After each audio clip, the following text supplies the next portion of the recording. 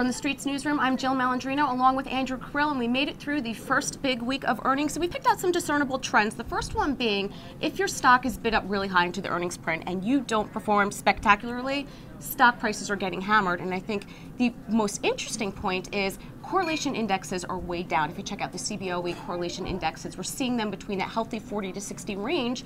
So if you look at a name like Intel, which had a bad report, the tech sector is not doing that bad because stocks aren't trading in tandem with each other as much as they did in 2013.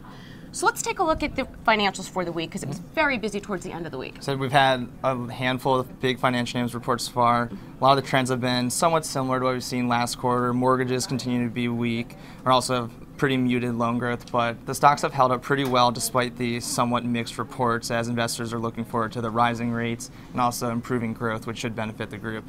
So looking ahead to next week, we're off on Monday in observance of Martin Luther King Jr.'s holiday.